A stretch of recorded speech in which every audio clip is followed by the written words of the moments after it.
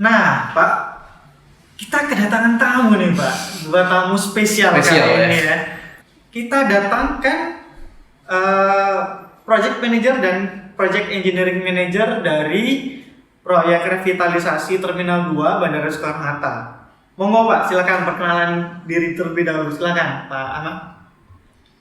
Terima kasih. Saya perkenalkan, nama saya Ahmad Basori. Saya adalah project manager di revitalisasi Terminal T2, khususnya di 2F, di bawah Departemen Gedung. Dan kali ini saya datang bersama PM saya. Silakan untuk memperkenalkan sendiri. Baik, terima kasih. Saya adalah pemangku jabatan di Project Engineering Manager. Nama saya Basuki Jati Sulistyo. Saat ini di Project Revitalisasi Terminal 2 Bandara Soekarno-Hatta. Oke. Terima kasih untuk perkenalannya, Pak. Kayaknya kita mulai dari hal yang ringan-ringan dulu ya, Pak. Yap. Setelah tadi Pak Ait menjelaskan BIM itu apa sih itu diadikannya. Nah, kita pengen tahu nih. Menurut Pak mungkin dari dua-duanya kali ya, dari Pak Ahmad Basori maupun Pak Jati, BIM itu menurut Bapak apa ya? Atau di proyeknya, menurut orang-orang proyek itu BIM itu apa gitu? Silakan Pak. Oke, ini sebetulnya kebetulan sekali ya.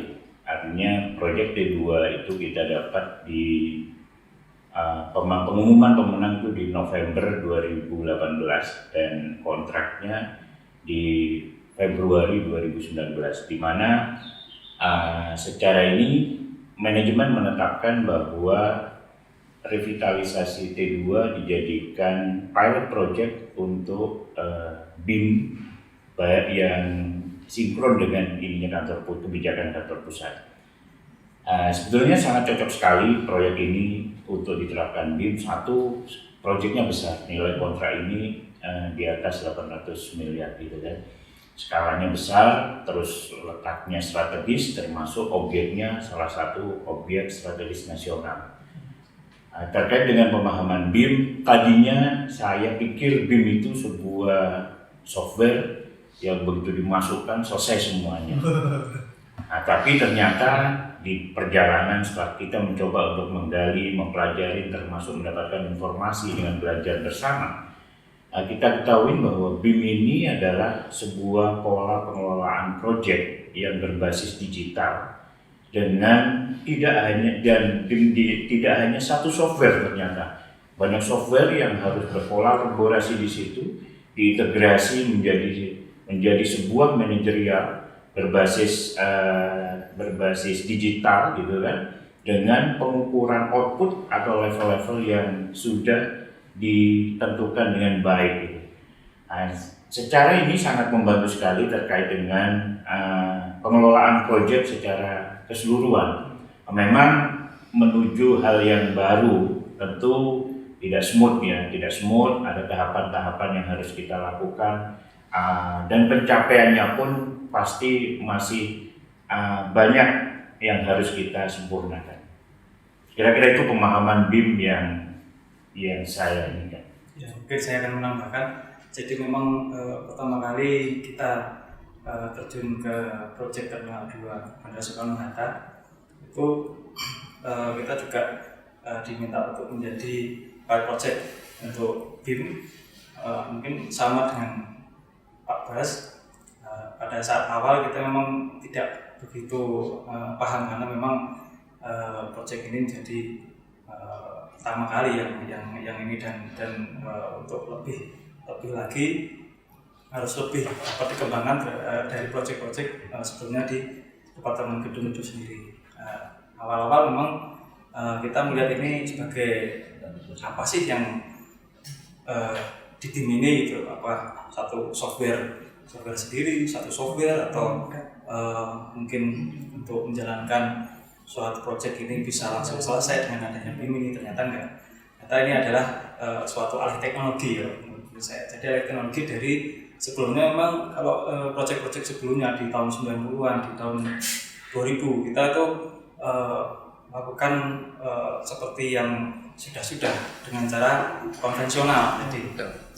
Jadi dengan gambar dua dimensi, terus kita bisa kalau dari pelaksanaan lapangan hanya bisa membayangkan ini bentuknya seperti apa sih nanti, itu hanya dari gambar itu pun hanya segmen-segmen gitu. Tapi secara dengan tim itu sendiri bisa mengkolaborasi satu bentukan gambar-gambar tersebut untuk menjadi suatu 3D yang siap untuk dilaksanakan for construction gitu. Jadi lebih dapat membayangkan nantinya seperti apa jadinya dan lebih cepat dalam pola pelaksanaan nantinya, sehingga suatu waktu, mutu, biaya itu dapat dicapai dengan baik juga. Iya. Mungkin saya ingin menambahkan nih, menarik apa yang disampaikan Pak Jati mengenai visualisasi desain gitu. Kita harus melihat ya, belum tentu owner itu paham atas value dari apa yang akan dibangun. Jadi tugas kontraktor lah untuk bisa menunjukkan value dari apa yang dibangun kepada owner. Ini loh, desainmu seperti ini yang akan kita deliver nantinya. Jadi seperti itu. Ingat perkataan dari pendiri Apple. Iya. Kamu tidak akan bisa menjelaskan kepada konsumen mengenai apa sih value dari sesuatu. Tapi dengan mewujudkan itu kepada konsumen, maka kamu akan bisa menjelaskan value dari barang itu tuh apa. Contohnya ATM dulu tidak ada yang tahu fungsinya apa, gunanya apa. Sampai dengan kita membuat suatu ATM, ternyata itu bermanfaat dan sekarang menjadi kebutuhan di mana-mana ada ATM. Nah, itulah yang dimaksud bagaimana menunjukkan value bagi orang lain, karena orang lain belum tentu tahu atas value dari suatu barang. Gitu. Itulah gunanya BIM bisa memvisualisasikan suatu desain lebih jelas, lebih komprehensif atas suatu produk yang akan di-deliver. Nah, kalau kita bicara value nih, Pak, dari sisi proyeknya sendiri itu sebenarnya added value apa sih yang didapat ketika implementasi BIM ini dilaksanakan di proyek revitalisasi Terminal T2, Pak? Secara added value, tentunya Pak, dengan adanya proyek ini dengan basis 3D model dengan BIM, tentunya memang dapat mempercepat ya tadi pengoptimalan produktivitas kerja kita di lapangan itu semakin dapat berlangsung dengan cepat dan efisien. Juga dengan stakeholder kita, terutama di owner akan sangat appreciate sekali ya, dan sangat terbantu dalam penyelesaian pekerjaan, di mana kita bisa menemukan kelas deteksi dari model 3D tersebut itu, terus secara visualisasi juga mereka appreciate sekali, sangat banyak membantu terutama dalam detail-detail desain yang memang di revitalisasi Terminal 2 ini tidak begitu bagus dari sisi pendangaannya. Itu sangat banyak membantu dari sisi proyek. Nah, ini mungkin bisa lebih dielaborasi kali ya, Pak. Sebenarnya setelah kita tahu nih value-nya bahwa sebenarnya BIM ini sangat bermanfaat kan untuk proyek. Penerapan BIM-nya sendiri di T2 ini sampai sejauh mana, Pak? Apalagi kan kita tahu nih proyek T2 menjadi salah satu proyek untuk sertifikasi ISO 19650 kan, Pak. Nah, itu karena adanya ISO 19650 ini apa yang membedakan gitu, Pak, dengan penerapan BIM di proyek-proyek lainnya gitu? Ya, mungkin bisa dielaborasikan, Pak, monggo. Jadi untuk penerapan BIM di Terminal 2 memang pada saat awal mula kita tetap membuat suatu rule pada saat awal kita perencanaan sampai dengan pelaksanaan sampai dengan endingnya nanti over dengan owner. Jadi awal kita rencanakan dalam bentuk BIP, BIM execution plan, dimana di situ banyak sekali mengatur tentang kerangka kerja dari stakeholder itu, peran dan tanggung jawab segala macam itu, yang dimana di dalamnya itu kita juga membuat semacam planning yang akan dilakukan pada saat nanti pelaksanaan di selanjutnya. Untuk penerapannya di T2 level maturity-nya sudah level 2, jadi sudah melibatkan eksternal dalam hal penentuan dalam pelaksanaannya nanti. Dan untuk level dari BIM itu sendiri kita sudah melaksanakan secara 5D, dan nantinya kita sedang menuju ke 7D, yaitu facility management-nya. Ya, semoga bisa di kolaborasikan dengan owner. Iya. Impresif sekali ya. Iya. Maksudnya kalau kita bilang tadi udah maturity level 2 di mana internal dan eksternal, kemudian Bapak tadi udah menjelaskan bahwa BIM itu nggak cuma 3D loh gitu. Bahkan di proyek T2 aja kita udah rubah 3D-nya tuh menjadi scheduling, menjadi bill of quantity, dan bahkan Bapak berencana untuk upgrading lagi BIM-nya tuh menjadi 7D, di mana di situ ada implementasi facility management. Nah, menurut Pak Bas sendiri, kira-kira possible nggak sih Pak untuk mengimplementasikan 7D di proyek Bapak ini? Sangat ini sekali Mas, possible sekali untuk diinikan. Cuman memang yang kita harapkan kan adanya sinkronisasi dengan owner gitu kan. Sehingga harapan kita apa yang kita bangun ini tetap bisa diimplementasikan di dalam pelaksanaannya nanti setelah masa konstruksi oleh owner. Ini yang kita masih koordinasi ya, masih koordinasi terkait dengan aturan-aturan kaitannya dengan kaidah-kaidah yang ada di mereka untuk menyamakan kaitannya dengan pengkodean segala macam terkait dengan untuk menuju ke sana. Karena dipastikan nanti proyek ini begitu selesai setelah masa konstruksi terus masa pemeliharaan, kita pasti akan serahkan ke owner untuk melakukan pelaksanaan dan maintenance-nya. Tentu harapannya dokumen-dokumen yang sudah kita bangun dengan kesisteman BIM ini bisa kita serah terimakan dan mereka bisa memanfaatkan lebih optimal. Ya. Saya kira itu merupakan added value bagi owner ya.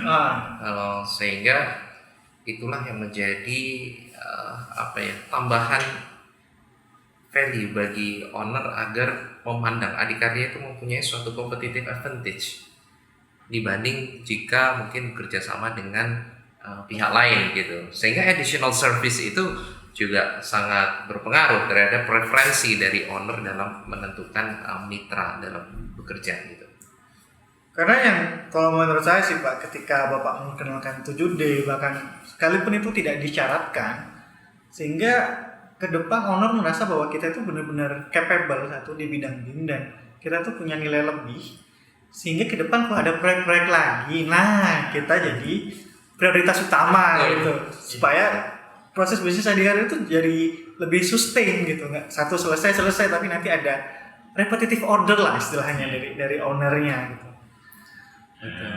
Jadi mungkin bisa saya tambahkan terkait dengan saat ini di Angkasa Pura itu ada banyak proyek yang dikerjakan oleh pelaksana-pelaksana yang lain gitu kan. Tetapi dalam hal ini boleh dibilang bahwa adikarya dalam hal ini dengan objek revitalisasi T2 itu menjadi pelopor gitu kan untuk terkait dengan BIM. Kita dibandingkan dengan teman-teman yang lain di proses BIM-nya ini jauh lebih maju, advance gitu kan terkait dengan kita beberapa kali dimintain pendapat, kita juga dikunjungin sama owner terkait dengan menyampaikan VR-nya kayak apa, nya seperti apa kita ini dan mendorong owner sendiri untuk membuat unit gitu kan, membuat unit kaitannya dengan BIM. Memang BIM ini harapannya waktu itu kita juga sempat studi banding ke Cina gitu kan. Kalau di China bahwa BIM itu dimulai dari sejak proses perencanaan dan mereka di situ diberi insentif ya, artinya jika menggunakan BIM mereka mungkin pajaknya dikurangin atau apa, ada value-value yang didapat itu untuk mendorong percepatan teknologi BIM ini. Sementara kalau di kita, kelemahan yang ini harusnya BIM itu dibangun sejak di perencanaan, sehingga pada saat konstruksi itu harapannya jauh lebih cepat dan semua hal yang terkait misalnya kepastian akan perencanaan, artinya cost detection segala macam itu sudah diketahui sejak perencanaan. Demikian juga kaitannya dengan volume, sudah tidak ada volume fiktif atau volume beda yang ini karena mempunyai platform yang sama, sehingga akan memudahkan. Harapannya ke depan ininya seperti itu. Dan ini kita mendorong sudah ke owner dalam hal ini AP2 sudah mulai merintis unit teknis yang membidangi BIM. Harapannya dia sudah memulai sejak di perencanaan, walaupun doernya bukan mereka, tentu doernya adalah rekan-rekan perencana, tetapi paling tidak mereka sudah mempunyai platform yang sama sehingga pada saat konstruksi kita jauh lebih mudah untuk mendorong menjadi sesuatu hal yang optimal. Betul. Nah, Pak It, ini kan kita udah tahu nih penjelasan Iya. dari implementasi BIM di proyek itu sebenarnya udah advance lah ya. Nah, kalau dari sisi adikaryanya sendiri, Pak, ke Iya. depan tuh BIM mau dikembangkan seperti apa sih untuk proyek itu? Oke, mungkin saya menambahi dengan apa yang disampaikan Pak Basori tadi. Sekarang owner itu maunya apa? Murah, cepat, bagus gitu.